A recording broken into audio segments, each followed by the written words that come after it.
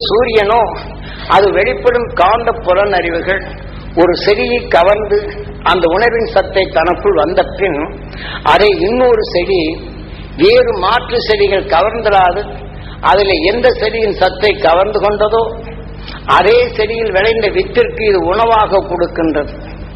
ஆக அதனின் அறிவாக அதற்கு உணவாக கொடுக்கின்றது. இதை போலதான் அதை தெளிவாக எடுத்து அதை காக்கின்றது. ஆகவே தன் மனத்தால் அறிவால் இந்த வேறொரு செடியின் மனத்தை வந்தால் தனக்குள் வராது பாதுகாத்துக் கொள்கின்றது.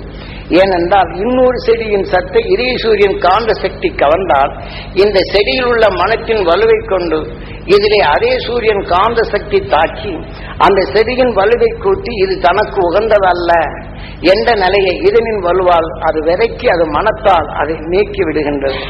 சூரியனின் செயலாக்கங்கள். நமது உயிரோ இதை போல ஒருவன் கோபப்படுகிறான் என்றால் அந்த உணர்வின் தன்மை தனக்குள் காட்டி அது விளைந்து விட்டால் அந்த உணர்வின் தன்மையை தனக்குள் எடுத்து நல்லவைகளை பேச விடாது தனக்குள் தடுத்துக் கொண்டிருக்கும்.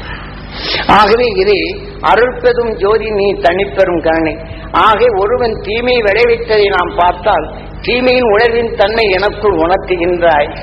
ஆகவே எனக்குள் தீமையை நாம் பார்க்காது தீமையின் நிலைகள் எனக்குள் விளையாது அந்த அருள்பெரும் ஜோதியாக நின்று நீ தனிப்பெரும் கருணையாக பிறரின் நிலையை எனக்குள் வளராது என்னால் பிறருக்கு நன்மை பெறும் சக்தியே என்னில் வர வேண்டும். ஆக தனக்குள் வரும் தீமைகள் வராது தீமையற்ற உணர்வுகள் என்னிலே வளைய வேண்டும். என்னை பார்ப்பவருக்கு என் சொல்லை கேட்பவருக்கு தீமையற்ற நிலைகள் அவர்கள் விளைய வேண்டும்.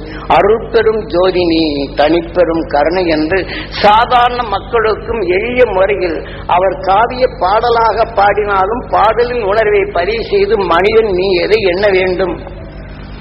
சாஸ்திரங்கள் பலவாறு பல நிலைகள் காட்டியிருந்தாலும் அதனை தெளிவாக இங்கே உணர்த்தப்பட்டுள்ளது.